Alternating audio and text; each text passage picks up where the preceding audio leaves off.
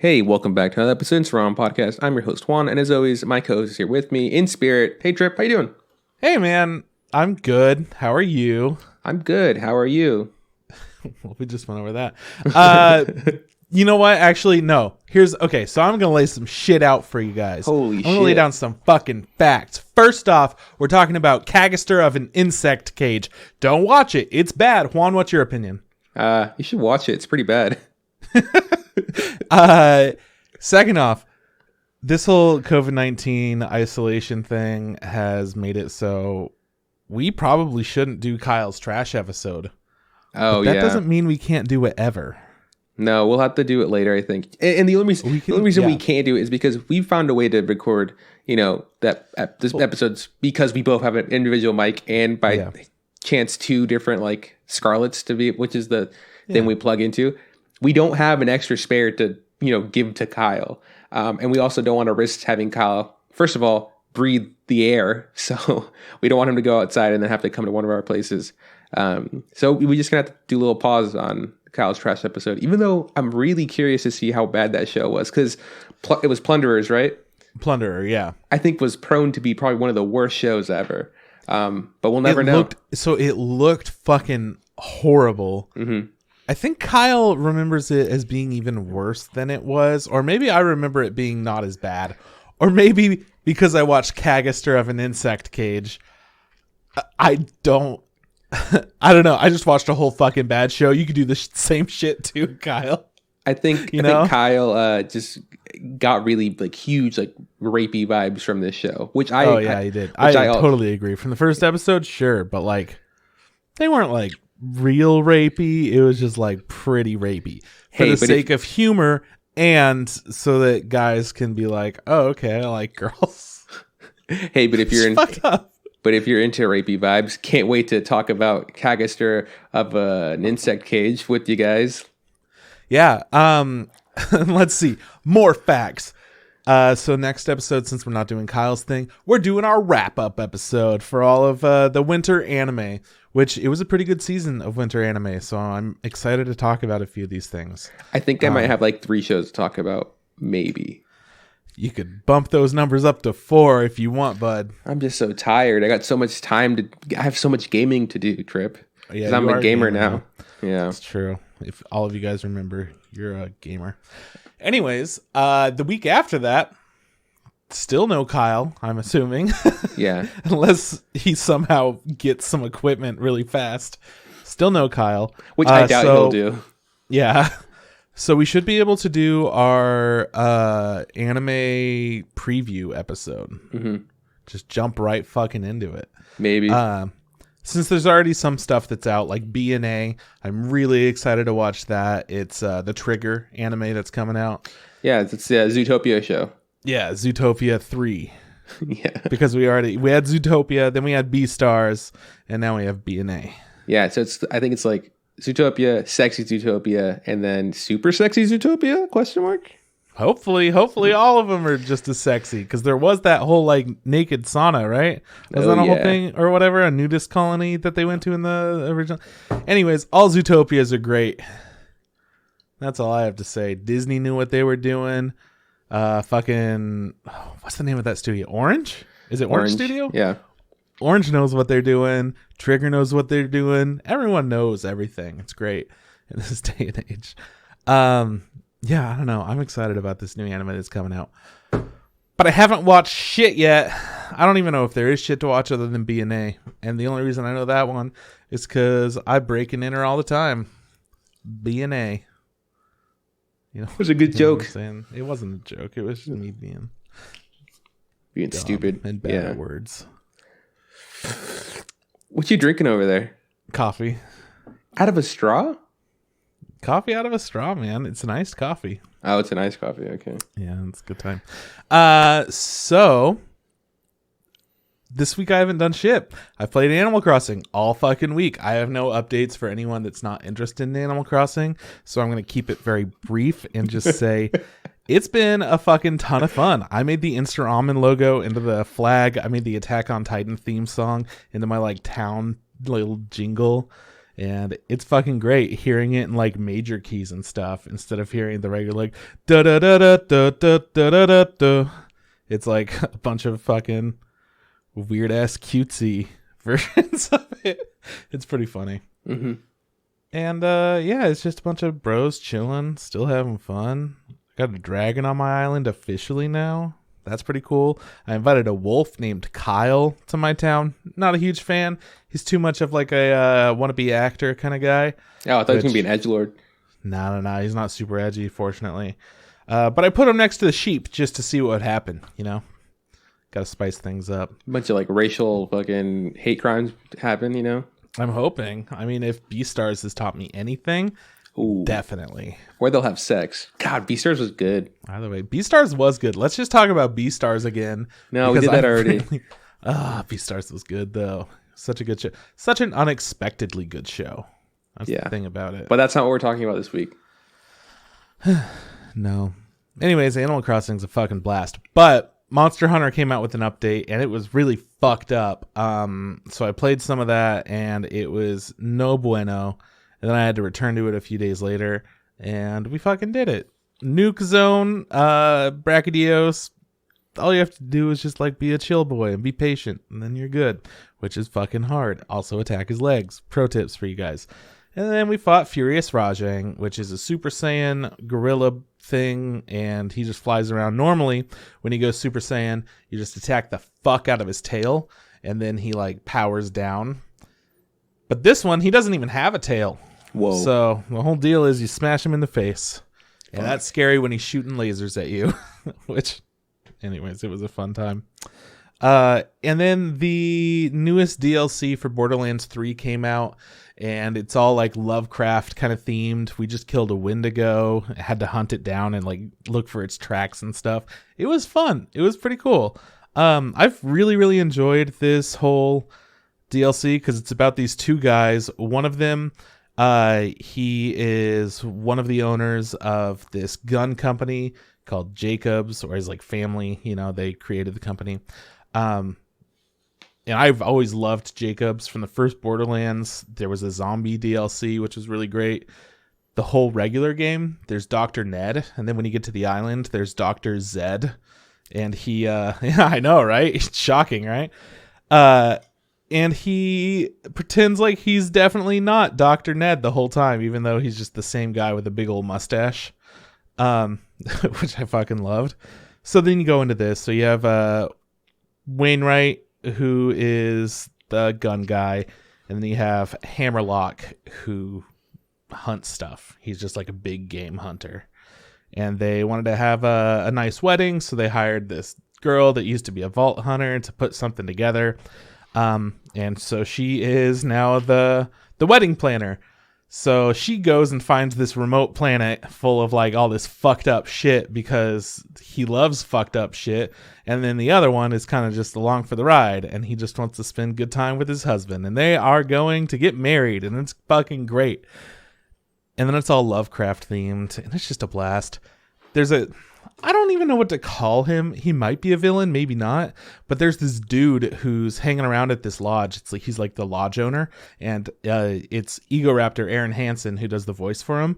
So it's really weird that I'm playing Borderlands, and I've watched a lot of Game Grumps in my day. I've watched a whole bunch of what was his like Castlevania and Mega Man videos. What were those called? Sequelitis, yeah. I watched the Sequelitis shows and a bunch of his older animations. So it's weird that I know his voice and I've been around it for such a long time. But now that he's playing a character in a game that I enjoy, and I'm like, that's fucking him. He does some weird things with this character that I'm sure he was directed to do because his voice is really good for it. But man, the character is bizarre. So I really appreciate it. It's super fun. Riding on cars. Yeah, more or less he does that. No, he just says some weird shit like he draws out everything that he says in like kind of a creepy way, but he emphasizes really normal words in a creepy way, which I think is a lot of fun. Did you have any idea that he was going to be on this? Yeah, the day that it came out, when he tweeted and said it was really cool to play a character in this thing, and then when I found out what character it was, the one that's like around the whole entire fucking game, I was like, oh shit, that's rad. Oh, good for him. Yeah, it was cool. I don't know if he's a fan of Borderlands or anything, but it was pretty cool seeing that. He's acting in more shit. Like, I know that he was in that Cartoon Network show that was all about swords. About swords? Yeah, the one that was about swords. There was some adventurer guy, and he has this like big ass sword. And they go and get all these other swords and shit. Oh, right? I totally know what you're talking about. Yeah, I think that show's fucking canceled. But yeah, absolutely. Yeah, it was not very. I didn't want to watch it, but I know he was in that. I'm sorry. You're gonna look it up really quick. Yeah. Otherwise, you're gonna go crazy. Yeah. I can't remember what it was called. But it was about swords, right? It was, yes. It was about two siblings. Yeah, it was called Mighty Magiswords. Okay, yeah. It's about these two siblings that like they went around and like did missions, and they got paid with these swords that were like really, they were stupid. Like one sword was a giant hot dog or whatever. Yeah. Or a sword of like just thorns and stuff, and like they were called Magiswords. I fucking love that. But yeah, it's he was in that. Cool. That's super dope. I didn't know he was in that. Yeah. And he also was really good in that one. He just has a great voice, and he's got a lot of different things that he could do. But yeah, I don't agree with a lot of his personal opinions. I don't particularly like a lot of the things that he does. But he's got a great voice. He's got a great animation style that I think influenced a lot of people. And I think he means really well with everything he does. Yeah. So, hey, anyways, cool guy. So yeah, I played a bunch of that. It was fun. It still is fun. I really like the game so fucking much. But it's hard. I'm bouncing between all these different games, and yeah, man, shit's good though. Shit is good. What? I was waiting for you to ask me, what I've been up to. Well, I was going to until you interrupted me with your smack. I didn't interrupt you. I was just sitting there patiently, and you go, "What? What's your deal?" I'm just waiting for you to ask me. Go ahead. Yeah, you were like, and I'm like, "What's that? What's that?" Anyways, dude, how have you been? Tell me about your life. I've been good, dude. I've been doing a lot. I feel like, but Name also like 2 things you've been doing. I know it's more than usual. I watched Goodfellas. Ooh, wow. I watched Better Call Saul. Boom, that's 2 things. No, what I mean is like I've been watching a bunch of stuff. Like I right before recording, I was catching up with Steven Universe. I think I have like 4 more episodes. I don't know how many in this last section came out, but what's the last thing you remember? I remember that Lars was being like super fucking chill about shit, and I liked him so much. Okay, there's a lot more after that. Yeah, I know that, but that's what I remember. Okay. Yeah. I don't know. When he started getting like me, and there was like the cactus monster. Yeah. And then I think there was 1 or 2 after that I saw. Yeah. Okay, yeah. Well, I don't want to spoil nothing for you, but I'm for sure past that because I'm a good watcher. Hell yeah, dude. Yeah, I know he's got lots of feelings about his mom still and about himself and stuff. So yeah, such a good show. I recently caught up with Better Call Saul. Show's great. I don't know what they're gonna do, but stuff isn't going right for Mr. Saul Goodman, if you know what I mean. Or is it? Don't know what you mean. Or is it? If you know what I mean. I don't know what's gonna happen, but I'm excited to see how the rest of the season plays out. I also watched the movie on Netflix. I think it's called Platform. It was really fucking weird, dude. Platform. But I really enjoyed it. Who's in that? No one. It's no one that you fucking know. It's like It's like an indie Spanish flick. That got released literally like a few days before, like maybe a month before all this COVID stuff happened. But imagine it being like you remember like Cube or like Circle. I don't know if you saw Circle. Why are they so? These movies always have super simple names. They're always Circle was the Social Network one, right? No, Circle was that's The Circle. The Circle. Okay, which one was Circle? Because I know Cube. Circle is that was the one where the mentally challenged guy or autistic, or I don't know what he was exactly. They wake up in these like rooms that like have booby traps and stuff like that. Yeah, he like fixed shit. Yeah, like he made everything work for them. Yeah. So Circle, in the case of Circle, you gotta learn about Circle. So Circle is about like, I think it's 50 people wake up in these rooms. I feel like we talked about it before. Yeah, and then a chick gets chopped in half at the end. That is the Circle. That's the Circle as well. Yeah. Is this the one with Tom Hanks? No, that is also, I think, the Circle. Okay. What's that one called? I don't know. Hang on, let me look it up while you're telling me a story. Okay, the movie I'm talking about is Circle, where like all these people wake up in a room and they're like on these like, they look like circle like pads on the ground, and if you step off of it, you get shot by lightning and die. And so then they take turns like learning like what they're doing in the circle, and they realize that they have to vote, and they have to vote for who to eliminate and stuff, and they kind of dwindles down. It was really good, but this movie is about a guy who wakes up like in a cell, and then on the other side of the cell, it's just this giant square concrete room, right? Is another like bed, and there's like another person there, and in the middle of their cell is like just like a hole, and if you look down, there's just like the hole keeps going all the way down, and there's just more cells beneath. And if you look up, the holes just keep going up, and there's more cells above, and there's like a wall engraved, like a number engraved into the wall. And so the old guy's like, "What number are we?" He's like, "Oh, we're 76." And he goes like, "Oh, not bad, not bad." And so then at some point in the day, a platform comes down from the ceiling, and it's just like there's remnants of food. It's just like a bunch of like, dishes and plates. I know what. Okay, the food thing. Yeah, I know that. Okay, it's explained that like. These people spend a month in these rooms and then they'll wake up in a different level. And so the higher you are, the more food there is. Right. But you could leave as much food as you want for the people for the person below. Absolutely. Yeah. And so the lower you get, the more likely it is that there won't be any food. Right. And so it's about this guy. It's obviously like a fucking, I don't know, like a social commentary on fucking capitalism and socialism and, all that shit. But it was actually pretty entertaining. It is like I said, it is a Spanish flick. And I was listening to the English dub and I was like, God, I don't really like this dub. It just feels a little bit off, right? So then I went to the Spanish dub from Spain, and they talk a little like different, and like they have like little, the Spanish I'm used to. But I was like, all right, I can do this. But then they would say stuff super fast. I was like, fuck, I had to do subtitles in Spanish. But it was super awesome. They're enjoying this movie. Like, I'm understanding what they're saying in Spanish. I'm able to read what they're saying in Spanish. I go, what a great time to be alive, to be bilingual, But anyways, really interesting movie. I really enjoyed it. I don't think it's for everybody. But yeah, it was a really good watch. It was like ranked, because Netflix now has like a top 10 thing that they do, where the top 10 most popular things on Netflix currently, and I think it was ranked at number 4 at the time.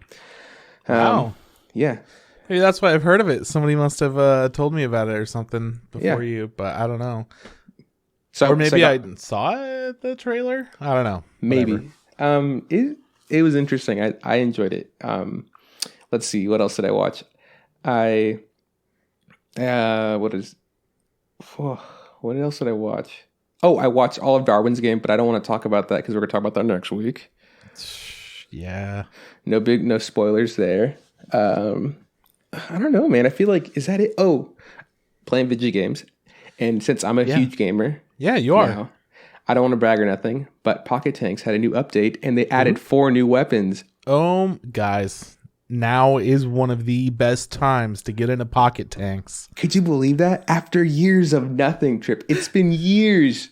Someone just decided these guys must be under quarantine because there's literally nothing else to do. It's really interesting seeing all the different like quarantine shit that companies are trying to like just put out for free and shit, or get people re-involved with this game that is kind of like falling behind or whatever. Now they're like, oh, okay, now's our time.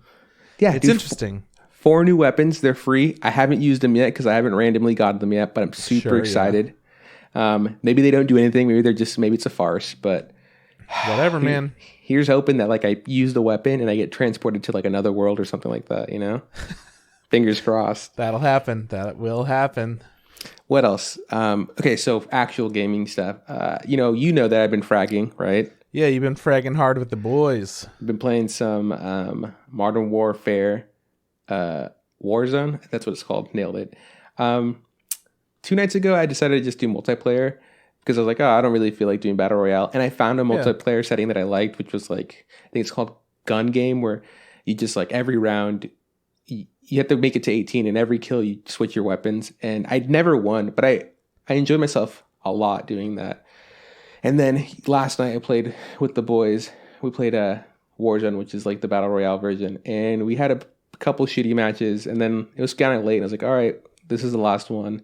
And we got obliterated. And they started a match again. They're like, I'm only going to play if you ask nicely, Because it's not that I'm good or anything, but being 2 against 3 is a disadvantage. So anybody having a third person just helps, Sure, yeah. So Adrian told me...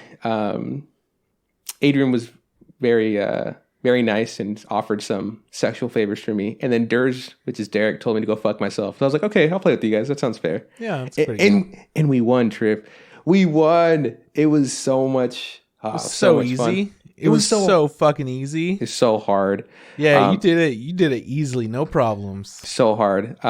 Yeah, I'm pretty bad at the game. I've gotten better. I'm still not good, but I don't know. After doing almost a week of the game and like playing multiple matches and just losing super early or maybe making it to like a midpoint and to win, I was like, wow, that feels pretty good. I was after winning, like I was like kind of like, oh, like it felt really good.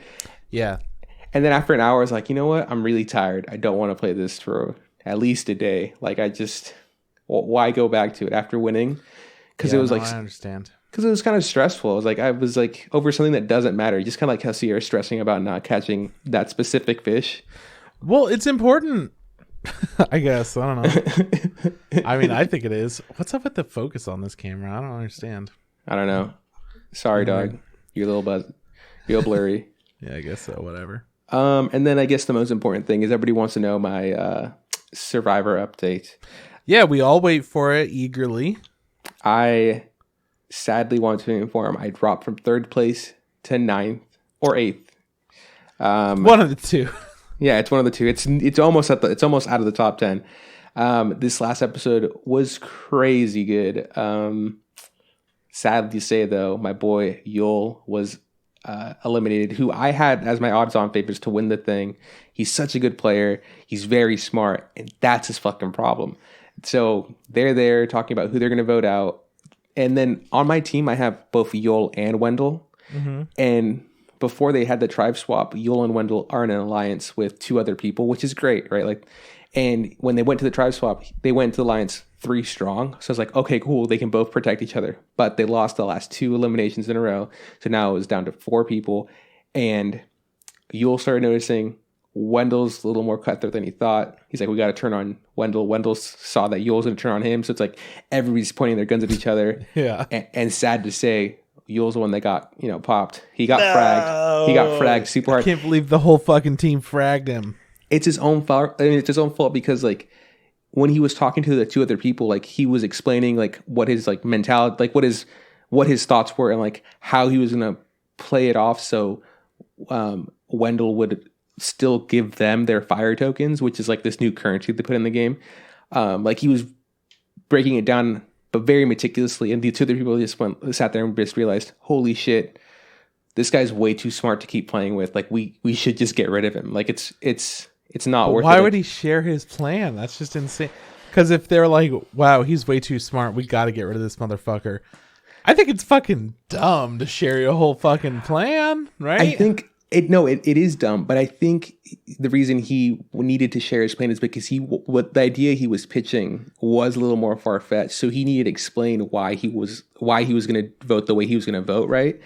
So he wanted to make it clear, but because he made it clear, he showed them what his mindset was. He wasn't thinking 1 step ahead. He was 4 or 5 steps ahead.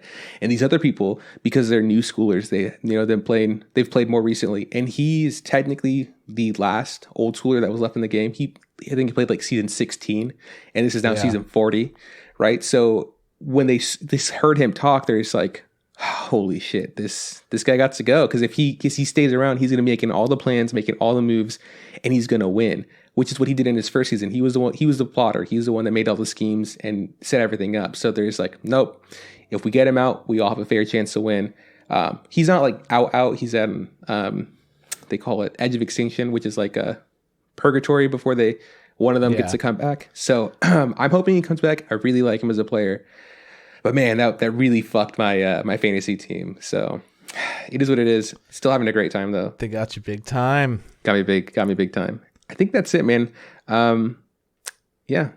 Besides that, Sierra and I are looking for a new place to live. It's true.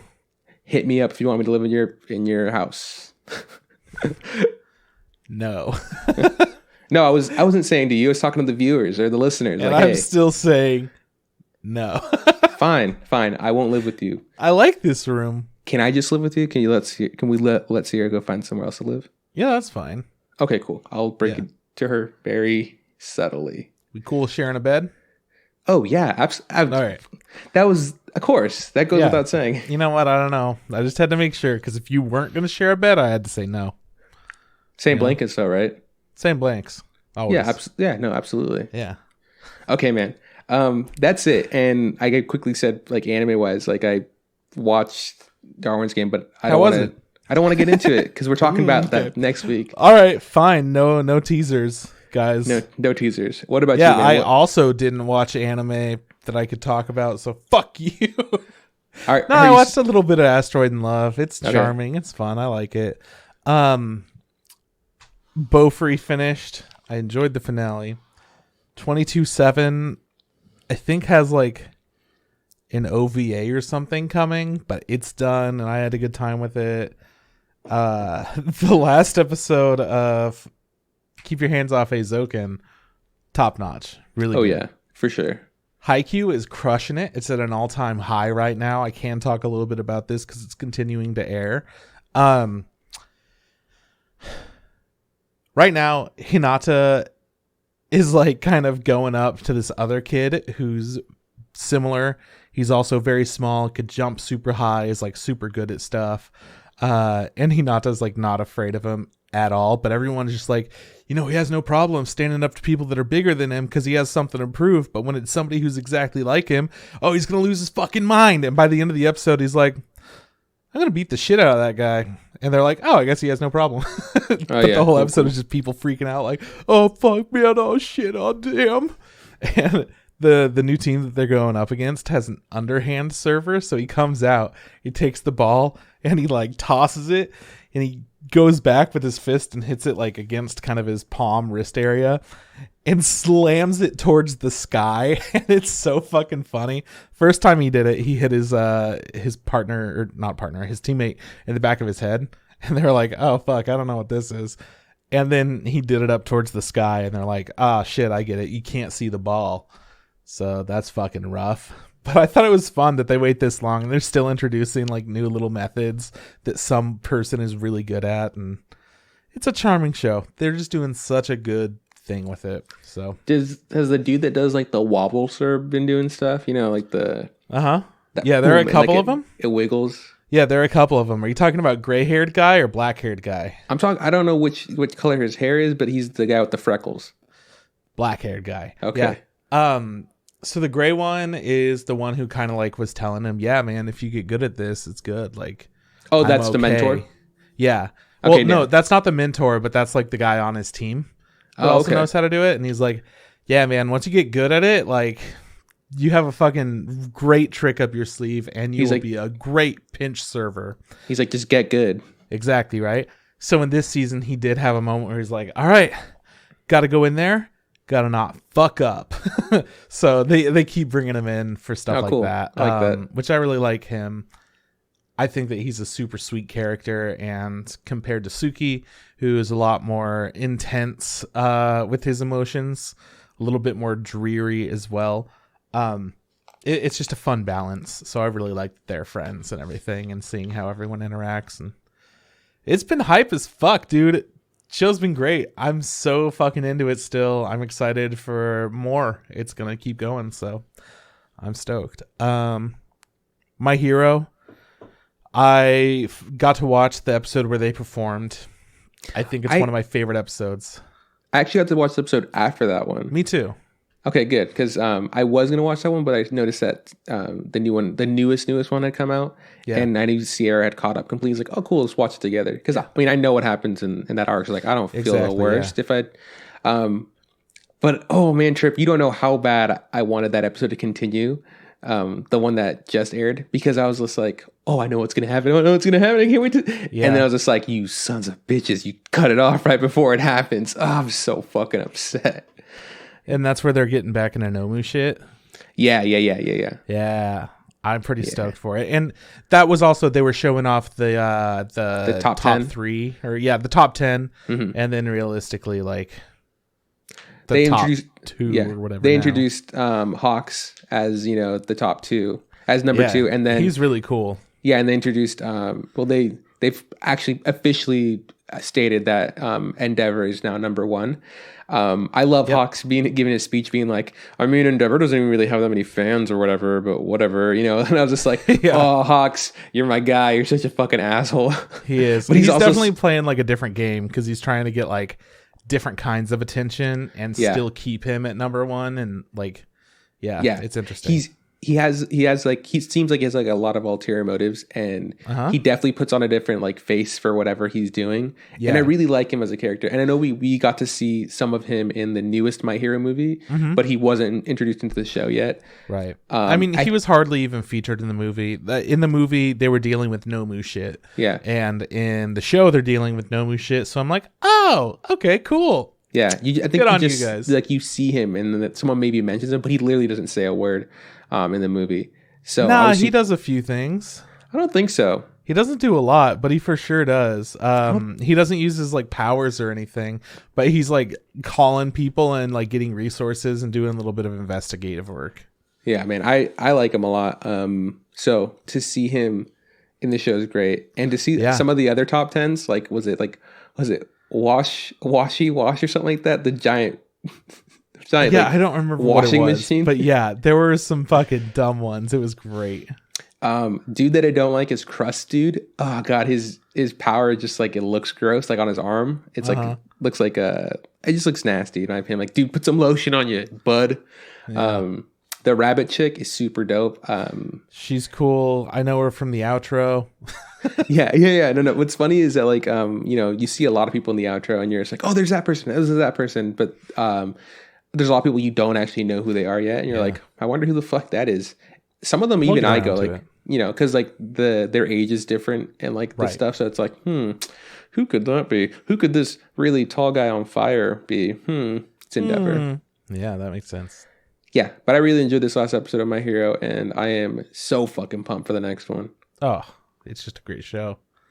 I think that might be everything. Somali. I don't remember if I finished it last week or this week, but it was a good time. The end of it is it's very much like something else that we've all seen and love, and by that I mean it's a very typical trope that happens. And that's is it Air Bud? Is it like Air Bud? It's kind of like Air Bud. Fucking nailed it and knew it. What happens in Air Bud? They all play basketball together. Yeah, they play basketball together. Yeah, that's the end. No, the end is they have they go to court, and like one side is the boy and the other side's the clown, and like they call for the dog, and he goes to the boy. After he goes to the clown and rips up his newspaper. Remember Air Bud? Come on. Yeah, that's what happens in Somali. So it was a very Air Bud experience at the end. Nice. There. Yeah, I'm glad. I think that's all the anime that I've been watching, but I do want to start like new anime really bad. It's going to be hard not to talk about anime next week, but it's also going to be easy because we got a lot of shows to kind of, talk about. Yeah. Cool, man. Do you want to talk about news? How do you feel about news? I'd love to hear some news from you. Well, let me fucking tell you a thing or two. All right, let's get into the news. So, Bofuri Season 2 is announced. Bofuri, I don't want to get hurt, so I'll max out my defense. The very end of the show, it has like a shield that comes down over the name or whatever, and it was like, 2 shields. Oh, nice. It looked really good. Also, it would be fucking great if she just has 2 shields and is like punching people with 2 shields and shit, turning into demons and fighter jets and whatnot. I'm liking these shows in recent times, like just at the end of the season announcing, hey, another season. By the way, we're don't not worry fucking about done. It. Yeah. We know the numbers don't lie. You know, those kinds of things. ReZero season 2 is going to come to Crunchyroll in July. Nice. So there's time for me to catch up. Yeah, it's just pretty much just announcing that Crunchyroll is going to be the one that's airing it exclusively. Yeah, well, whatever that means. Yeah, whatever that means. So, since we talked about Crunchyroll, why don't we talk about Kaguya-sama Love is War season 2 streaming exclusively on Funimation. A lot of people are pretty pissed about that because they don't like Funimation for some reason. Dude, every fucking time Funimation does something right, they fucking do something wrong. I just... Yeah. Hey, when you bring... just personal question. When you bring up your queue on Funimation, does it have like a little broken image? Yeah. It does. It's not even like a legitimate website. It fucking sucks. When so recently, here's my biggest gripe. So recently Funimation had an update on their app. I was like, cool, let's see what your fucking update was. And they open it up, and the first thing they do, one of those things where like, hey, look at what we fixed. I was like, what'd they do, right? From the beginning now, you can instantly start casting Funimation. You know how when you open Crunchyroll or whatever? Yeah. Like there's a button to instantly start casting. So your TV's ready to play. How it used to be was you used to have to go to the episode, pause the episode, go on the thing, cast the thing, then change the subtitles or add closed caption or change the English language. It was the most infuriating thing in the world. And then to fucking top it all off, because I have a new iPhone, so there's no button on the new iPhone. Instead, they have like a little white line bar that's at the very bottom that you like can grab and scroll up to like unlock things or go to your notifications. So when you turn your phone to the side, that little line's there. So if you try to scrub, like, because that's where the scrubber is, like to like get to like the middle of the episode, it gets caught on this fucking thing and you can't fucking do anything. Trip, it blows my mind. Fuck off, iPhones. That sucks, man. Like, that's one of the things that I've been resistant about getting a new iPhone for is I don't think that I would like that swipe mechanic. Well, there's been other things, like websites have now like started like fixing their shit so like it's more efficient. So anyways, with the new update, they got rid of that. So now I can scrub through the thing, which is good. But what still sucks ass is that when I'm done watching a show on Funimation, it doesn't fucking queue up the next one.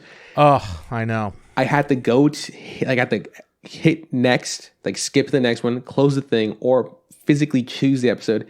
And then on top of that, I play the fucking episode and it goes, hey, I'm back in Japanese with no subtitles or whatever. I go, I just put you into English. Why wouldn't you stay at English? Or why wouldn't you at least leave captions on? And then the Funimation app will just crash. You have to reopen. It's the most infuriating thing ever. Fuck you, Funimation. You're the best. Get your shit together. High Dive was down for 3, maybe 4 months. And now they're back as fucking powerful as ever. So this is going to be a really fucking pirated season. You're aware absolutely. Of it, yeah. Oh, yeah. No one's going to get Funimation. Apparently, there are people that can't get Funimation, and with them having exclusive rights, if Crunchyroll got it, it would just be available for everyone. But Funimation doesn't go to Central America and South America, so it's going to be a fuckload of piracy because of that. Yeah, it's crazy.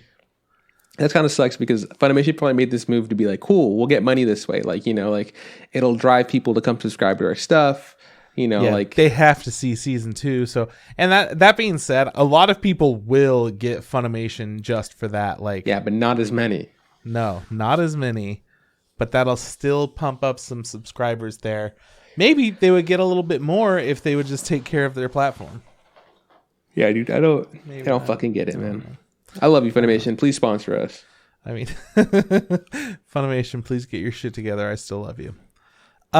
Fruits Basket's going to continue on Crunchyroll. So April 6th, babies, mark your calendars. That's like this weekend or whatever. Mm-hmm. That's cool. It's very cool. You know what else is really cool? Konosuba, God's Blessing on This Wonderful World, Legend of the Crimson, is streaming on Crunchyroll. It's that movie we used to talk about all the time. Yeah. Give me a little more info. Is that the toothbrush one? No. What the fuck? No. Konosuba. Is that the ecchi one you don't like? Yeah. Okay, Yeah. got it. All right. It's like the D&D one. I got it. Yeah, it's the D&D one. And okay, cool. I like a lot of the character designs from that show, honestly. But I don't like any of the characters, the jokes. I feel like they're very one note. Doesn't work for me. Anyways, we're going to take a moment of silence because Hiroshi Masuoka, the voice actor of Dragonball Z, Master Roshi, passed away due to cancer at age 83. All right, moment of silence. All right, they will be missed. Master Roshi's super dope, man. Yeah, like that. I like that character design. He gets a lot of cool fan art and stuff, or like people like redraw him, or like cool merch. He does do the thing where he likes. I mean, he's an old man. He likes young ladies' butts. So fucking sue him. You know, that's who he is, and he knows what he likes, and I'm about it. So he will be missed. Sure. I mean, the voice actor of Master Roshi will be missed. He's not on your shirt. No, he's not. No. No. But you got my boy Trunks, so we're all good. I got Trunks. I got Goku. I got Gohan. I got Goten. I got Vegeta. Or, as my nephew calls them, Vegetas. Okay. Android 18, Krillin, and Piccolo. Yeah, no Master Roshi. Bums. Huge bummers. It fucking sucks. Hey, and with some more bad news. Comiket 98 has been canceled to prevent the spread of COVID-19. So, sorry for everyone that was planning on going, but I'm genuinely happy that they closed it because I'm still worried about Anime Expo. I'm sitting over here like, it's April. What's going to happen in 3 months when I going to go see my animes? Mm-hmm. I don't know what's going to happen, man. I hope they fucking close that shit down. Yeah, I not to be like negative or anything, but like, you know, the COVID thing is still very serious right now. It's not like it's not getting better. They're working at it and there's still more reports. So yeah, it'd be the best to just kind of shut it down and try again next year. I mean, the fucking Olympics are being pushed back. You'd imagine that next year. 2021. We didn't say the year last time we talked about it.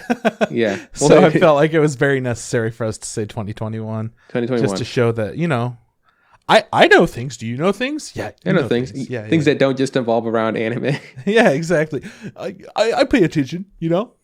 Yeah. Whatever. So, you know, you would imagine that if something as large as the, you know, Olympics decided to, you know, close their doors and push it back, that Anime Expo would stop. There's a fucking line around the block at Trader Joe's, and they have like tape on the ground to keep us 6 feet apart. You know how many lines there are at Anime Expo? Do you think any amount of tape is going to keep people from being 6 feet apart from each other? Look, dude, no. That would back up like the entire city if we had to do that. Imagine all of those people not 6 feet apart. Like, if you had to push everyone out, that would just be insane.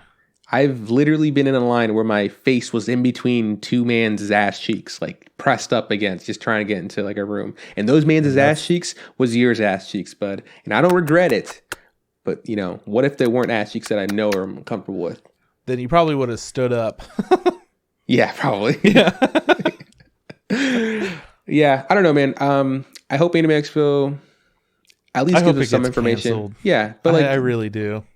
And that's like, yeah, and that's shitty because it's something that you and I really enjoy every year. But it's one of the few things that I look forward to consistently. Yeah, but it's for the best, and I do hope that they, you know, go out of their way to, you know, let us know sooner than later. So, but Crunchyroll Expo, just saying, it should be in that safe zone. If it's still due in September, I think that we still might be okay.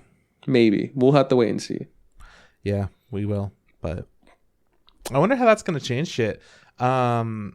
considering like we would normally go to Anime Expo, we would normally go to Crunchyroll Expo, possibly SAC Anime, that kind of shit. And one of the requirements for a press pass is you have to attend another expo. I mean, if we're not able to attend an expo, I don't think they can uphold that. Like if I go, dude, every expo is literally canceled. Yeah. Like they'd have to make some sort of like, I'd assume they have to make some sort of. Right. Just be like, hey, we came to your expo last time as press. Also, here are the other things that we've been to in the past. We know what we're doing here, and please let us inform the people. Let us talk to the people. Which, by the way, I think this is a good time to bring it up. It was Kate, I think, that brought up. She was like, "Hey, when's this thing coming out?" or whatever. I'm like, I don't know. Or she said, "We're gonna have to wait until fall before any of the good anime comes out because there's so much good anime that's coming out." Then I'm like, "Really? Like what?" And she's like, well, there's like another season of Promised Neverland that's coming out. I'm like, oh yeah, that one is coming around then. And she's like, and the second season of Made in Abyss is coming out. And I'm like, it is? What the fuck? How does Kate know this and we don't? That's what I said. And she's like, I learned it from you guys. I listen to your show. That's where I get my anime news. Kate, who the fuck are you talking to? Huh? Who's your inside man? It was so fucking funny. I'm like, ooh, I don't fucking know. I don't remember half the things I ever say. I just say what I need to say when I need to say it. Kate's the weirdest person, man. She's out here watching season 4 of fucking Haikyuu before 1, 2, and 3. I don't know if we can trust her. I bet you those two shows get pushed back to 2021 just because Kate said something. You know, probably. I would expect most things to get pushed back, but I'm surprised that they're still announcing kind of like dates and shit. So who knows? I mean, if Shirobako has taught me anything, is that anime studios... Shirobako season 2 or movie or whatever is coming out, right? If it's taught me anything, is that in anime studios, they're in close proximity to each other. So it's probably safest if they don't be next to each other. Man, imagine how sad it is just a person stomping around on wood boards and high heels alone instead of with a fun little PA that comes by to help out. Who wasn't even there to help out. Why is that your favorite episode? It feels like you mention that one all the time. Because it was so like, what the fuck? Because she wasn't supposed, like, she just fucking gets thrown into it. It was so weird. Who are we talking to about Shirobako? And we're just like, yeah, these bitches will do anything for donuts. Who was that? Was that Kyle? Probably. I'm like, dude, they'll go nuts. And then, like, I think Kyle's like, I can't tell if you're this serious. Like, oh, we're fucking serious, dude. You should see these girls eat some donuts. That was such a good show. They animated horses. They had to have that getaway scene. They had to lock up the director in a prison. Had one of my favorite tropes. A really fat character got really skinny. This is great shit. Became a chef. Yeah, well, Baker. Still kind of chef, right? I don't know. I'm not one to decide. I guess I don't really know much. Yeah, you don't know shit. I don't know shit. When is the next fucking Promise Neverland coming out? According to Kate, it's fucking this fall. Yeah, no, that's when the next season of Cory in the House comes out. Oh, yeah, best anime. It is. Hey, man, I don't want to, but I feel like because we watched it, we should probably talk about Cagaster of an Insect Cage. I actually really want to talk about it. It was a great time. I don't know why you keep talking shit like it was like a bad time. Look, okay, first of all, before we actually start getting into it, when it was time to pick an episode for this week's topic, it's time to pick... That's wrong. When I was trying to pick a topic for this week's episode, that's what I meant to say. Yeah. You know, we didn't really have too much because there's nothing really coming out that's topical, especially with anime wrapping up and new stuff about to start. Trip goes, we could just watch a really shitty anime on Netflix because we haven't done that in a while. And I was like, yeah, sure. And then I was like, which one? There's so fucking many, I right? know there are. And you just go, there's one with like a guy with a stupid fucking sword. And I was like, I instantly know what you're talking about. Yeah, because I always see it and I'm like, that picture looks so fucking dumb. I gotta know what's going on. And so earlier this week when I woke up, I wanted to make sure I took a screenshot of the Netflix like poster. And I was just like, is this what we're watching? And you go, yes. Like you instantly like, yes. So, you know, Cagaster of an Insect Cage came out how long ago? Maybe like a month or two ago? February 6th. Yeah. So it's been about 2 months now. I've been ready, dog. I'm so excited to talk about this thing, and I just think this is your fault. You were the one that wanted to watch this, so you have to buck up and you have to be a trooper and talk about it and be happy about it. That's why I had coffee before we did this. Otherwise, I would be like, "Oh fuck, dude, I just don't give a shit." Like I don't give a hey, I don't give a shit, but I could if I was paid enough. Get on it, Funimation. Pay us. We'll give a shit. So, Cagaster of an Insect Cage, made by the studio Kai. They've made Cagaster of an Insect Cage, 7 Seeds, 2nd season, and Super Cub. 7 Seeds is another show that I wanted to watch that you shot down. You're like, we're not fucking doing it. Well, now there are 2 seasons, so. Yeah, but they only did the second one. That means we have to watch the first one. Who fucking knows who made the first one? You want me to find out? I can. No, but I honestly would. That's how much I don't want to talk about. I honestly guessed that if I thought that like Polygon might have done this show. I know. At a point, I was like, "This is Polygon. This is for sure Polygon." Gonzo did the first one. Season. Mm-hmm. What's funny is that you used to be so good at sniffing out when Polygon was actually doing a production. Well, you would just look at it and you're like, "That's Polygon." There's no fucking way it's not. This one, it didn't feel like it was Polygon. It felt different. Polygon has details in weird places. This one didn't have details. Yeah, it had weird places though. Yeah. I don't know, man. There's something about like the gooiness of Polygon. Does that make sense?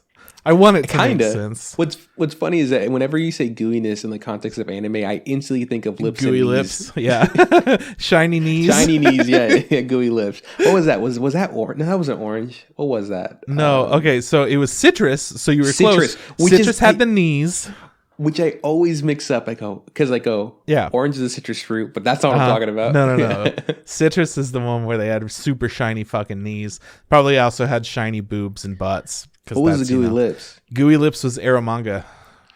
Oh my god, those lips were so fucking gooey. Yeah. It was like, oh my god, yeah. Hold on, I gotta go watch something real quick. I gotta turn off this camera real quick. Okay, so big throwback. You remember that penis? You remember that penis I used to have? Yes. So hold on, time out. Can we get some context in here? Yeah, no, I was about to give a little bit of backup. I just wanted to start it out that way. So I watched this documentary like forever ago. Don't remember the name of it, but Netflix had it and then they removed it, and I'm like, what the fuck? Why would they do this? And it was all about the like online sex stores, and it was about one in particular that I honestly can't remember the name of. Probably something with honey in it, I think, if my memory serves me right. Anyways, there was a woman in the returns department, and whenever people return items, they're unable to resell them because it's a sanitary thing. Yeah, thankfully, there are things that prevent that. But one of them was just a big old floppy penis. And I'm like, what's the point of that? And she's like, this one's great. I use it as paperweight. She just fucking flops it down onto some files. I'm like, that's the funniest shit I've ever seen. What the hell is that? And my friend that I told, hey, you should watch this, it's fucking funny, she found what that was. She's like, it's called a packer. They're things for people that are transitioning from female to male to simulate having a penis. And I'm like, oh, that's fucking cool. And she's like, here's a link to it for the website. And then I was able to find it for, I think it was like $20 or $30 to get like this fucking giant one. And yeah, way too big. Like if you were transitioning, like if I were transitioning into a man, being a man, that dick is still too big to put in my pants. It's so fucking huge.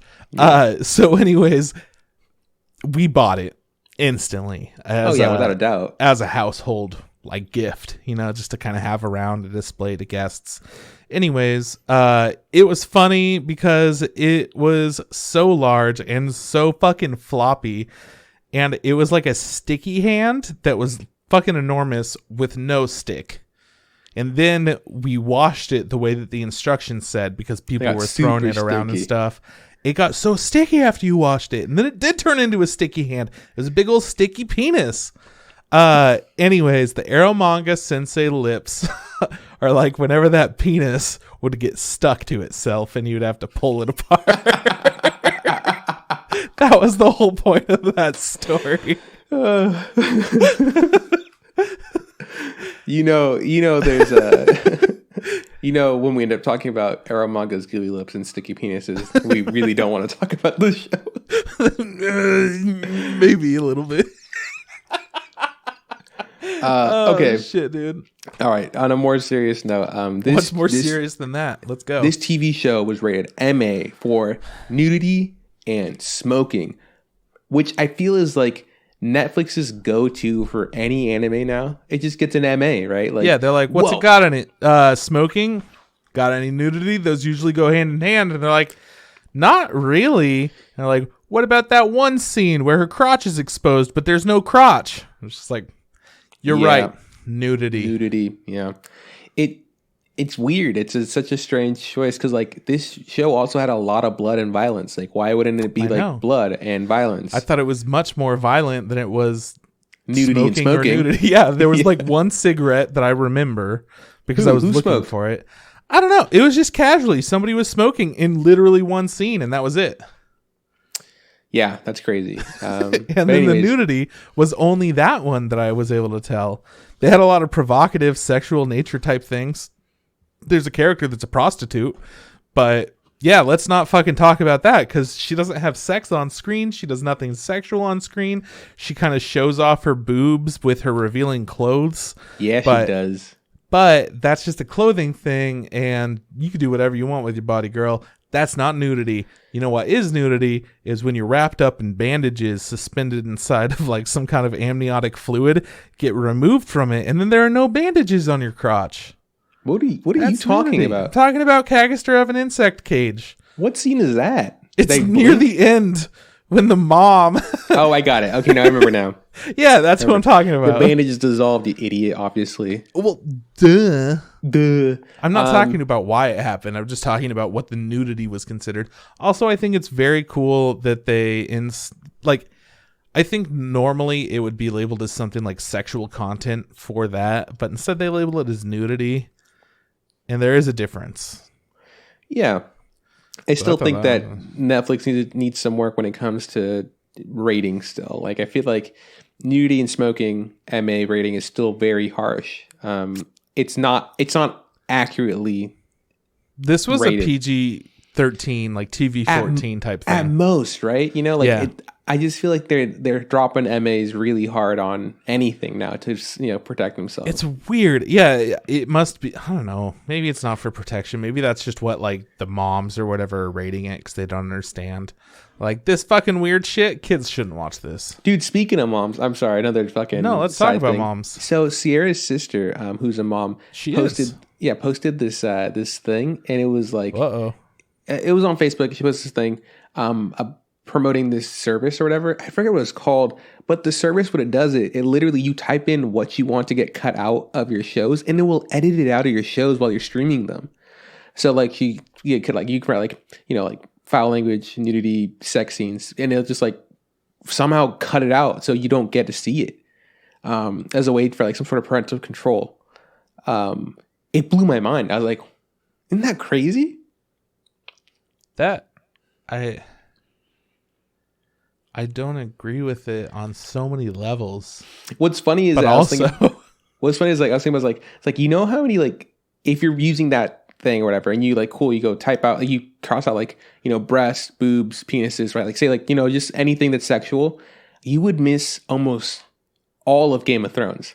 Like anytime there's like a plot like of somebody like we're gonna murder this guy, it's usually at a brothel. Like my whole thing is, if you're already watching a show with that much adult content, you probably shouldn't be watching it for all the things that aren't considered adult content. Like, you're not going to understand the political, like, back and forth and why this person's trying to kill this person or whatever. You wouldn't understand that kind of stuff if you weren't, like, morally prepared for those kinds of things in Game of Thrones. right? Yeah, I don't know, man. I don't know. I just thought it was bad example probably because Game of Thrones is like top-notch violence and nudity and language and like all of that. Like it has tons of that. But still, if you're watching something that's like rated PG-13, it's probably the characters are like heated and want to have sex or whatever because they're in love, and it's just showing like that whole thing in an easy kind of to understand way. But then if all of that shit's edited out, like if it's a made for TV type thing, that's fine because that's the way it's written. But if it's an edited for TV thing, there's some things that definitely should not be that way. And I think that they take a lot of that into consideration when they're making it like a TV edit or using replacement words. I don't know what they do now, but yeah. I've seen plenty. I mean, I grew up watching multiples of like fucking R-rated movies that were like censored for television and be like, I don't remember this scene at all, you know? I don't know. I just thought it was super interesting that this is like a thing that exists now. And of course it exists, right? Of course that's a thing. I just wonder how effective it is. Like, I would love to use it and like, you know, I would love to use it. I am and so like interested type in nudity and smoking for this show and see what gets cut out. Can we use that to do the exact opposite? I'm looking for nudity and cussing and just get a super cut of just like, here's a boobs. Here's a guy saying, fuck, this fucking sucks. Fuck this shit. And here's a dude's ass. And just like, I want to see that. That'd be pretty cool. Back to the show. Okay, let's talk about it. Okay, here's Cagaster of an Insect Cage is a show about this fucking guy that doesn't matter who meets a girl that does matter a lot. And then none of it fucking ties together very cleanly. And they're just like, here you go. That's it. That's the show. All right, trips being mean. Anyways, what it's about, I'm assuming it's Japan, but it's never clear. But it's said that like humans started turning into bugs, and those are called Cagasters, right? Yeah. And it's like it's been a long time since that started happening, and it's been 30 years. We get to see how society has evolved and changed and tried to like live in this world, this insect world. Our main character is something they call exterminator, right? Like a bug exterminator, but he does it with like shotguns and a giant serrated, huge knife that he like wields on his back. Like a machete that's actually not that cool, but it does look really cool sometimes. But it's not other times. And he comes across a girl whose father dies in a wreckage. Yeah. And he promises the father to take the girl to her mother. All they know is her name. And he's like, yeah, sure, I'll do it. And I was like, okay, cool. Seems like it's a pretty straightforward story. And that's the gist of it. That's kind of the plot. He's trying to protect this girl and take her to her mother. But he's also doesn't really ever really do that. He just kind of takes it upon himself to adopt this girl and then like slap her, which I thought was like fucking wild, because like I get what they were trying to do. They're trying to be like, yeah, our character doesn't fucking take bullshit from no one. He's like a badass. Like he also just struck this 14-year-old girl in the face whose father just died. And like he's, I guess, trying to teach her a harsh lesson that the world's tough. I was like, yeah, I'm pretty sure she knows the world's tough. There's giant bugs in the sky, and apparently you can turn into a bug whenever the fuck it just fucking happens, and someone has to chop your head off. It kind of reminded me of like Attack on Titan, because like in the very beginning, like, oh, when you turn into a Cagaster, you got 20 minutes before you completely turn into one, and the weak point is the neck. I was like, oh, cool, like Attack on Titan. I get it. Yeah, it's like Attack on Titan. It's easy. So our main character's name is Kido. Mm-hmm. Didn't like that as a name personally. I always thought they were saying kiddo. Like, hey, what's up, kiddo? Yeah, you watched in English? Yes. Yeah. Did you watch in English? Yeah, absolutely. I had Animal Crossing to play. For a long time, I also thought that the girl's name was Billy, but it's not. It's Illy. Yeah, her name sucks. I wanted it to be Lily or Billy or anything. It's Illy. More than Illy. Illy is just, what a garbage name. So those are the two main characters. And then we also have like Kido lives in a... Why is it that like so many main characters live at the top of a bar? Like they live in a tavern. They always just live in a tavern. Look, man, this show is filled with anime tropes. If you went into a Netflix show expecting there to be like a totally original, no anime trope ass show, no. Netflix instead is like, people don't know if it's an anime unless there's a bunch of tropes. It's not as tropey as what's the name of that fucking shit? The Billy the Immortal. Yeah. Cannon Busters, which is like anime on crack. But this show for sure had like a bunch of just odd tropes. It was like very old tropes too. Like for some reason, the woman who owned the the bar was actually like a very large, strong man. But everybody called him Mario or whatever, and but he was just a cross-dressing mom-type character. Yeah, and it makes, like, in my head, I was like, oh, I've seen a lot of those characters in the past. Like, I feel like that was a large, like a bigger thing in the early 2000s or whatever. I was like, yeah, that was just kind of... It takes us back to, let's say, Ouran High School Host Club, where her dad was a cross-dresser. Yeah. And in that, I think it was handled a billion times better than this, because first off, it is an actual point of the show, and they bring that into a situation where, like, it matters in a way or another. But then in Cagaster of an Insect Cage, the fact that she is a crossdresser named Mario, who's fucking huge and buff and burly, but also really motherly and caring, I don't feel like any of that added to them as a character. Like, nobody addressed it, which I think is cool, but I don't think that it showed anything in particular, considering, like, it would make sense if there were also, like, if everyone was just different, but instead it was just like, people are people. They're exactly the same except for that fucker. Yeah, that one character. So weird. It'd be something different too if it like made some sort of statement, you know, like if it was out there trying to like speak to that community or whatever. But I feel like it wasn't. It felt like wasn't at all, because this show takes place in like 2150 or something like that. So it's very far in the future, and if trends continue as they are now, that will be something that doesn't faze anyone. So I was like, cool about that. I'm glad that they're not trying to give it a message, but I wish that mattered a little bit more, because I feel like, as somebody who fucking likes anime, if somebody sees all my fucking anime figures, they're going to be like, hey man, you like anime? We're like, yeah, I do. Let's talk about it for a minute. And if somebody's like, hey, by the way, why do you always wear this maid outfit? I feel like not even most typical bars do that, and you're just doing that anyways. And then she could explain herself a little bit more, and it could have started like an interesting dialogue about how a person thinks that just wants to wear a fucking maid outfit, whether or not it's like, you know what? One day I wore a dress and I realized how fucking comfy it was, and then it just clicked for me, and I love it, so I do it. That's all you need. You just need a little bit of context behind it. Instead, nobody addresses it in any way. Even there are tons of characters that meet this person for the first time and they never bring that shit up.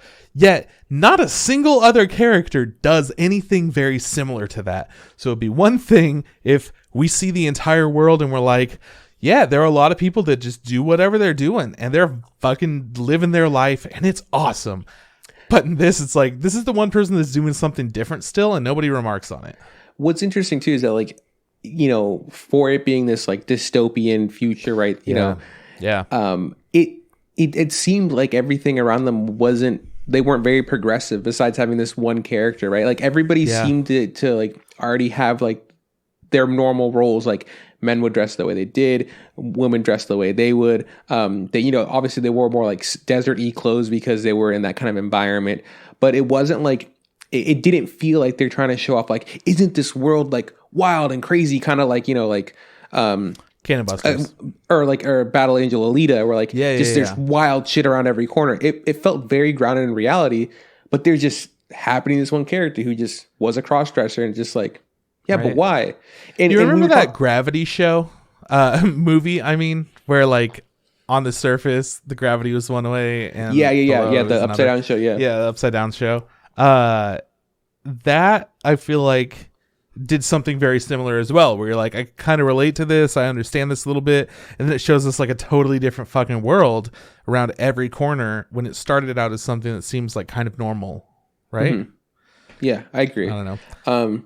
It was strange, and again, it wasn't strange that she was a crossdresser. It was just strange that they chose to like make her one revive this weird trope. Because like I said, I feel like this is a trope that we used to get a lot more in the past. It was a comedy trope. It wasn't anything. It was just like a cheap shot comedy thing. Yeah, to be like it was just like a cheap joke to be like, ha ha ha, look at this buff man dressed as a lady, ha ha. Or someone to say some fucking fucked up shit to her, and then that person be like, well, watch me kick your ass. And that was the joke. That was the funny bit. Or like, and then Tokyo Godfathers like popularized it in a positive light. So I feel like they were trying to like get some of that energy where they're like, that shit was so good though. Like Tokyo Godfather did like an amazing job. Like that actually was speaking to whatever, their whatever dialogue they were trying to promote. Like, it felt like cool. Like, why are you cross-dressing? And then it says like, well, and it explains it. And I was like, what a beautiful deep story. And it's not there just for yucks or just to get a cheap laugh. What a fucking great movie in comparison to this terrible show.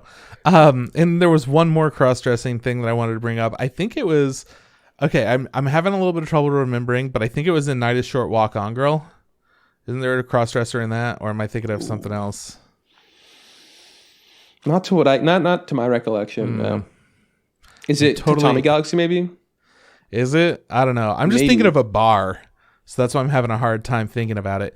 There was like a cross-dresser bar situation that they went to. Fuck, I don't can't remember. Whatever. It doesn't matter. All that fucking matters is that this is a thing that's used far too frequently, and anime. It's like a weird thing that anime is doing. This show didn't need to do it, and it made me dislike the show for doing it even more without giving any kind of justice to this complicated situation that they decided to throw in there for no reason. I don't know. Fuck it. Yeah. No, that's how I feel about most things in this show. Like, why did you do that? Besides that and all like the tropes, like our main character is like this super quiet killer or whatever, orphan dude who like, people always talk shit about him, and he's just like a loner, and he's like a badass. And I go, this is the perfect character if I was 12 to be like, what a cool guy, like this guy rides a motorcycle, he's got a shotgun, everybody's scared of him. But as a 26-year-old man, I'm just like, this guy sucks ass. Like, yeah, he's just like, he's so boring, so edgy for no fucking reason. They give him like a backstory, and it's just like, cool, here's a super sad backstory. And it's just like, yeah, I don't fucking care about you, kiddo. Like, I really, really could give a shit about you. There's this really uncomfortable, relationship that him and the girl develop. Like, she's 14. It's said plenty of times how old she is, right? Yeah. And it's never really stated how old he is. I don't think, but in my eyes, like he has to be like in his 20s somewhere. Like he's older, obviously. Yeah. She has a crush on him. She develops a crush on him, and it's just like, yeah, that makes sense. That kind of happens sometimes when someone saves your life, or whatever. Like you fall in love with the person that saved your life. I don't remember what that's called. But yeah, I myself had crush on people who were like older than me, or whatever. So that felt like realistic. Me. Yeah. You're all 300 years older than me. I had a crush on my babysitter when I was 3. Oh, nice, dude. Hey, you tap that? Nah. Ah, come on, man. You can tell me. There's no one here. Nah.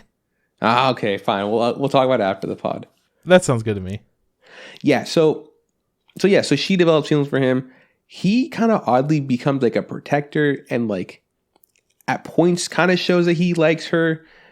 He also doesn't understand if he's like one of those characters that never went through like puberty, or no one gave him the birds and the bees talk. So he's just oblivious to sex, kind of like a lot of characters from harems are, where it's like, why does everybody want to fuck me? It's like, because you're the main character in a harem and you don't want to fuck any of these people because you're a good person or whatever, Right. So it just, a lot of this thing felt, very contrived and, very just old. It felt super dated. And it just didn't make sense, like why they would make such a old, dated story plot with characters that are just like out to date now, like in 2020, when there's so many other things you could do. The story couldn't be told until it was able to be a 3D medium. That's why they had to wait until now, where the technology finally catches up with the story. Same with Battle Angel Alita. No, okay, because the 3D in this show sucks pretty bad at points. Sometimes it's actually not that bad. I will give it that there was a few times where I watched a fight and it was like, that actually looked really good. Yeah, there were parts that looked pretty all right. But most of the times when they're doing simple stuff like walking or like talking to each other, it looks super shitty. There's even times that I don't understand it. I don't get it, because for the most part, the reason people do 3D animation is because it's, more affordable, right? Mm-hmm. You make one character, you make that character do everything, as opposed to drawing everything frame by frame. There were times where they would just cut to scenes that were like in 2D. Like there's a scene where like they're going into a house that's been overrun by Cagaster or whatever, and there's like a guy on the ground. He's holding a gun. He's like, I think he's the father of the household or whatever. I don't know what he is. He's got like a turban on or some shit like that. And that shit was drawn in 2D. And I know I can see it. And I was like, why did they choose that? And I go, maybe it's because there's like, we're not going to use this character ever again. Why make a model of him? Right. But there were plenty of times where we would cut back to 2D and 3D, and I go, you just should have done all 2D, or you should have done good 3D. You shouldn't just half-ass both of them, Yeah. No, I completely agree. The whole show just felt like it wanted to do a lot. I feel like there were some ambitious ideas in this show, but it didn't have any idea what to do at any point.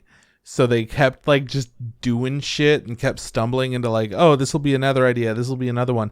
And then they finally come up with a good one. They're like, oh, and then we'll do this. And then like, it's a little bit more interesting. And you're like, okay, cool. I'm getting to learn some backstory on these characters fucking finally. And it turns out that the backstory is really interesting, but they should have introduced things in a different order or different way to keep me more engaged throughout, instead of just being like, this little girl and this main character fucking suck. And then you get backstory on both of them and you're like, all right. A couple of things I want to talk about before we get into just spoiling everything. One would be dialogue. One of my, because you were watching, so I watched this for a bit and I took a break, and then you started watching it and we were talking about it over like Discord, because you were also playing Animal Crossing. Animal Crossing with Sierra and stuff. So you just kind of, I'm catching a fish or whatever, Yeah. And so you would just sit there and you would just yell, "Oh my god, this show sucks ass!" Like just like, oh my god, nonstop while I'm watching it, and each thing that they fucking say makes me roll my eyes. Like my eyes are going into the back of my head, staring at my brain, and I'm like, this fucking sucks. My favorite is you just being like, dude, this dialogue, and I eventually got to it, but you're just like, one character goes, yes, I'm 26 now. It is time to get married. And the other character goes like, gee whiz, I'm 35 and still single. It's just like, what? Why? Wasn't that one of the worst exposition things that you've ever seen?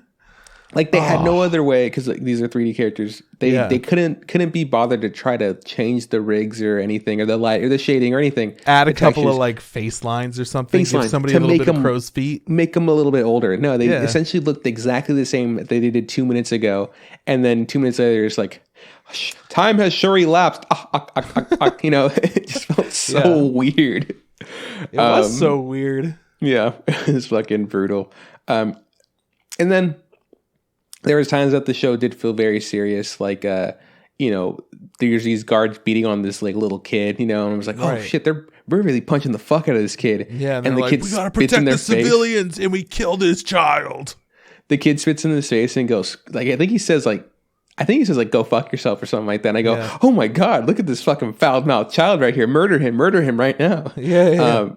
There's that, and then there's also like, what was I gonna say? There's, when it comes to, I can't even keep my fucking thoughts straight. It's all over the fucking place. I can't remember, Trip. I forgot.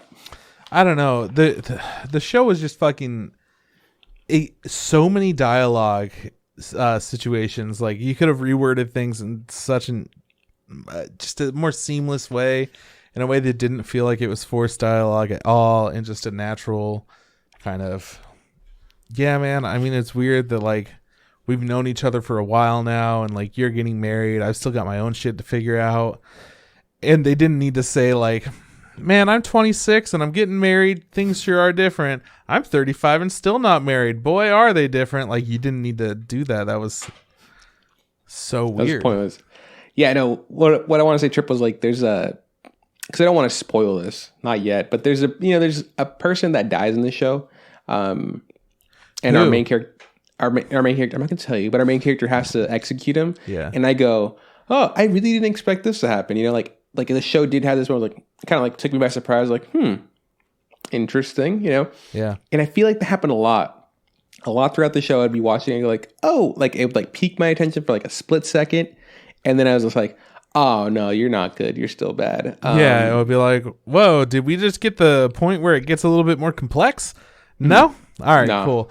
Because you're like in your head, you're thinking there are going to be some weird repercussions to this character having to execute this character. And so there's like, whatever. We're just not going to talk about it for the rest of the show. Yeah. It was a 1 episode deal, guys. Get over it. All right, man. Let's talk about who we're recommending this to, and then we can just spoil it and then be done with this shit. Just don't watch it. What are you talking about? I'd recommend this to everybody. Honestly, it's really bad. It's really bad. But if there's nothing else for you to watch and you just want to have one of those like really bad times watching a bad show, watch this and make fun of it because it's so shit. Right. It might be good for that, but honestly, it's not worth doing that alone. You need a partner in crime to experience this with you. I've experienced it. You could experience it and be like, oh, I know what Chris and Juan went through. That was fucking nuts, guys. But yeah, just I mean, and so we're social distancing, that might be kind of tough. But pop up in a Discord and talk to your boy while you guys are watching the same thing, because I did that with you and I enjoyed it. And then I also like watched some of it with Sierra, and Sierra be like, "What the fuck's going on?" I'm like, "Yeah, this is really bad, isn't sucks, it?" Right. I mean, that's what Kyle and I are doing. We're watching anime, keeping the social distancing up. We're watching it just on Discord. Like, all right, so 3, 2, 1, go, and then we start, and we're like, fuck you, Funimation. Why'd you have to fuck everything up? You were fine. And then what happened? Anyways. I totally understand you recommending it to everyone. This is not a good show. Do not watch it. But if you need a bad show to watch, sure. This, Baki the Grappler, probably 7 seed. I'm going to put King and Ashura above Baki the Grappler, personally. A couple of the characters made me laugh genuinely. So what about the fucking the manhole cover in the fucking Saint Seiya? That's pretty good. No, that was so not good. Funny at all. I fucking hated the manhole cover. You just don't understand high humor, dude. Like this fucking shit's fucking bomb. Okay, all man. Right, so Cagaster of an insect cage, huh? Yeah. So okay, here we go. Here's spoilers. So she's the fucking bug queen. Oh my god! Wow. The character with different hair is the bug queen. There's a lot of convoluted bullshit that we find out about like what this character's past is. The story wants to be complicated, but instead it's just like messy. Yeah, she's like the daughter of like a girl who was born from a lady who was infected by a Cagaster but died or whatever. So she had some kind of like Aliens 3 or whatever, where the main character becomes like the mother of an alien, becomes like it's a part of her DNA. It's kind of like that. Like she somehow has like a connection with these Cagasters. So they start making clones and shit. So one of the bad guys in the show is this bug dude with the bug eye, is half Cagaster, and they're like doing experiments and stuff. And anyways, it's like Super Metroid is what you're saying. Yeah. So this girl somehow can control Cagasters. She also knows when someone's gonna become a Cagaster, and I think she can even make people a Cagaster. It's not really clear. So here's the fucking thing that I hate about this. They're calling people a Cagaster, and like they're calling them, oh no, they're turning into a Cagaster or whatever. Cagaster is the name of whatever is happening to them. It's not. It would be like you're getting sick with COVID-19. He's turning into a COVID-19. So it's essentially, I'm a fan of that. But I would prefer to be called a Roni. I'm turning into a Roni. Yeah. So I don't know how I fucking feel about them saying like they're turning into an illness over and over and over, because that's like the description of it is, in the near future, an illness called Cagaster made its appearance. Boom. That's the fucking intro right there. That's all you need, boys. You're in. You know what's going on. And then when they're like, this guy over here is a Cagaster. Like, okay, so I'm confused now. This man is the physical embodiment of a disease? Does that mean that he goes and infects other people? Nah, he's just a bug. Yeah, he's a bug. Anyways, this girl has powers, and their boys for some reason kind of feels like he's indebted and he has to take her to the, I don't know, fucking city that was overrun by Cagasters, and it's just really convoluted. She meets her mom. She's in a giant fish. She's in a giant tank with a bunch of fish, deep sea fishes, not ore fishes. Make that very clear. Dude, 10 points if you can name the mom. Oh, I can name the mom? Uh-huh. Tatiana. Nope. Start with T, though. Yep. Teresa. Nope. Tammy. No. Twinkles. No. Sierra's literally yelling it from the other room. Yell louder. Tanya. Yeah, it's my mom. Oh, it's your mom. Yeah. Hey, we got it, Sierra. We got it. 10 points. Hey, dude, you did. Way to go.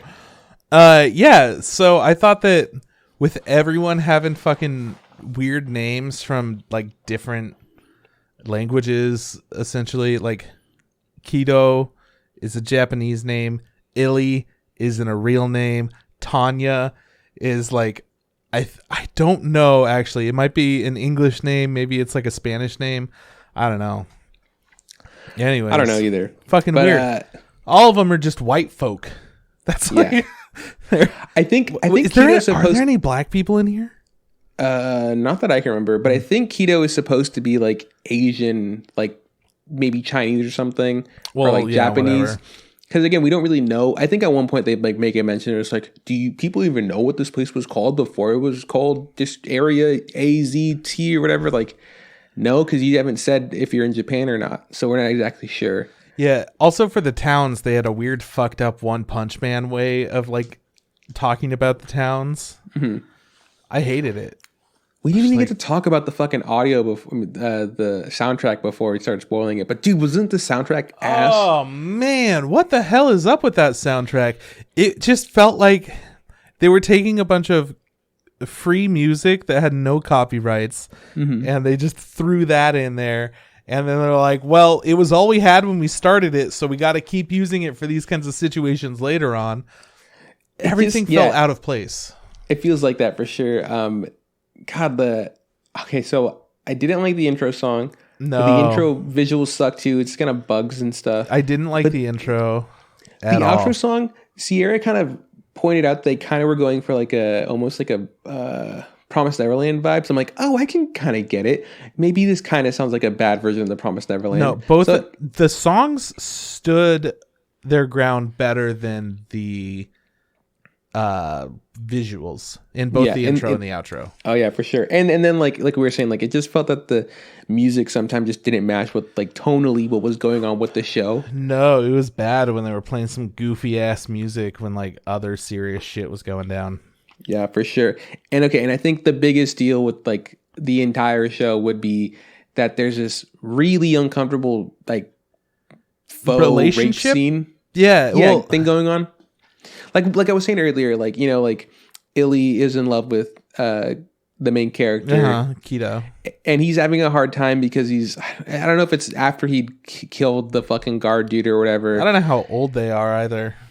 But she like comes into his room to give him a box of sandwiches, like, hey, cheer up. And he's like having his flashback and remembering like we're getting his backstory and finding out like where he came from, how he was trained, how he killed his master. Past. I was into that. He had a troubled past. Yeah. And then like he had like a prostitute like comfort him, and she's by all means probably like a good person or whatever. But honestly, I liked her character a lot. She was the most interesting character in this whole show for me. She probably also had sex with an underage person, you know. So that's something. I don't know what the future is, man. Yeah. But anyways, so Kito's having all these flashbacks and thinking about this stuff, and she comes in and she says, oh, here, you just want to help you, want to make you feel better because like we're friends. And he translates that to like, oh, you want to make me feel better? So he grabs her and like pins her on the bed, and he's just like, a friend did this to me once. Let's see if I can remember how to do it. You know, and just like, please stop. Please give me some more smoking. I don't need any more nudity. And she's like saying, no, get the hell off of me. And he's like, I'm still gonna have sex with you. And then like once like he like finally gets off her, he's like, oh, I don't know what came over me. She's just like, I'm not that kind of person, you know. blah blah blah, like I can't be, why would you try to do that with me? And then she kind of flips from being like super mad to being like, I'm here to support you, and then back to super mad. She has like these strange mood swings. Like we're watching like one of like the last 2 episodes, and she's like yelling at her biological father. She's like, fuck you, you're the worst person in the world. And then he's dying, and he's like, oh my god, Papa, are you okay? Dad. It's just like, you were just telling him to go fuck himself, and now you're worried about him. Just honestly pick what it is, right? So that one made a little bit more sense to me, because like, while you might be fucking pissed at somebody, you're also pissed at them because you wish you had like a good relationship with him. She wanted to have a like daughter father kind of relationship that she didn't get. She was pissed because he deprived her of that, but she was still hopeful, like maybe we'll be able to get this. And then he was dying. I think that's what I interpreted it as, but I'm probably reading way too much into it, because I wanted this show to be good and it was not. And I wanted it to be good to prove me wrong. The relationship between her and Kido, it was just inappropriate. You know, it was inappropriate. It was just wrong. You know, it just felt felt bad, because again, I don't know how old Kido is, but I'm pretty sure he's older than 14. A lot older than 14. I'm 26 and I'm 35. And they just have this vibe of being like, yeah, that's Kido's girl. Like, blah, blah, blah. Like, even there's a scene where like she like offhandedly teases Kido and being like, yeah, he couldn't do anything when he had the chance, you know? And then she's like, I gotta go. And then like the rest of the bar's like, what's going on? And he goes like, I gotta go too. And they all kind of cry, and Yunso's like, oh my god, that demon touched our princess. Like, are you gonna do anything? This demon just tried to defile this young girl, and you guys are all cool with it. I do understand that he's like a murdering machine, so if you tried to fuck with him, he'd kill you. But still, like, is that not against the law? It's the whole fucking thing. I don't know. And then it just ends with like, you know, them deciding to like travel the world together. She's gonna be the bug detector, and he's gonna kill the bugs, and like he just loves picking her up and throwing her over his shoulder. I don't know if it's like this idea to show like, I'm a man and I'm protect the women or whatever. It just felt just like tonally, like his character was just like all over the place and nowhere at the same time. Yeah. It's ridiculous. I Great totally show. Agree. Yeah. Fantastic. Everyone go watch 10 it. 10 out of 10. Yeah. I don't know, man. It was a fucking weird time. I don't know. You go into a show that you're not expecting to like, hoping that it surprises you, and you find these little moments that you remember and that you do enjoy. I didn't have that with this. Yeah. I didn't have that fucking at all. The most intriguing thing to me, like I said, was that prostitute woman. I thought that she was an interesting character, and that the whole backstory of our main character was pretty interesting, but he was a really dull, real character. And it made me think about how shows like Violet Evergarden, for some reason, I'm able to treat Violet with so much respect as a character versus him, who's just a piece of shit. Like, Kido hasn't done shit. He grew up and he's clearly got a super fucked up mentality because of all the shit that he's been through. Well, Violet went through some shit too, and somehow she was able to become like a person that I cared about. Even when she didn't express much emotion, I still cared about her, versus Kido, who expressed some emotions that I didn't really care for, but mostly they just tried to make him like a heartless, badass kind of character, right? Yeah. Like I said, if I were like 12, he'd be super cool. He'd be like, what a cool guy, spiky hair and all, fingerless gloves, fucking guitar. If I was 12, I wouldn't give a shit anyways, because I'm watching anime and life is good, baby. Yeah, dude, I'm watching something that's MA. It's got nudity and smoking in it. Don't tell Dad. Don't tell Dad. Don't tell Dad. You know, that's how. Smoking. No. That's how I'd be if I was 12. Yeah, man, it's something we knew we were signing up for going into like a show like this, but yeah, didn't surprise us, which is a bummer. This is not a fucking diamond in the rough. This is for sure just rough in the rough. So it's bad time. Cool, man. That's the show though. Yeah, it's definitely the show. Definitely. By the way, check out Tom Segura's new special Ball Hog on Netflix instead of watching this. It's got some great jokes in there. It's fucking great and gross and good. Or watch Platform. It's pretty edgy. It's pretty cool. You got to be a real intellect to understand that kind of stuff, though. No big deal. As long as you're on Netflix, we're all good. That's the idea behind this. Or check out fucking the Tiger Show people keep talking about that I haven't watched yet. Tiger King. No. Well, it's so good. I haven't watched it either. Well, that's it. If you like our theme song, check out Tom Nasser on SoundCloud and YouTube. Trip, where can people find us? You can find us on Facebook. Look up the Instant Ramen Podcast. Same thing goes for Instagram. Look up the Instant Ramen Podcast. If you want to tweet at us, tweet at Instant Ramen Pod. Podcast benefit. And you could go ahead and shoot us an email, instantramenpodcast@gmail.com. Tell us like a Netflix original show that didn't seem like it was going to be good, but it wound up being good. I want to know that kind of shit.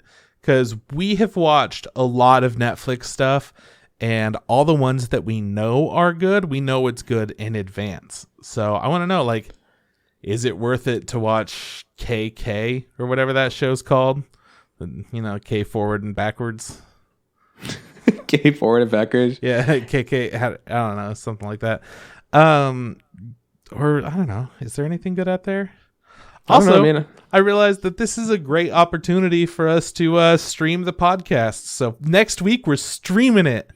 That's not happening. That is happening. That's not happening. It'll be sometime between 7:30 and 8 next week. Don't know what day it's going to be. It could be on Monday. It could be on Tuesday. So stay tuned. I'll update on Twitter for that one. We're doing it. It's not happening. Well, this is bad from Juan. I'll see you around from Chris. Hey, Trip, don't forget. It's happening.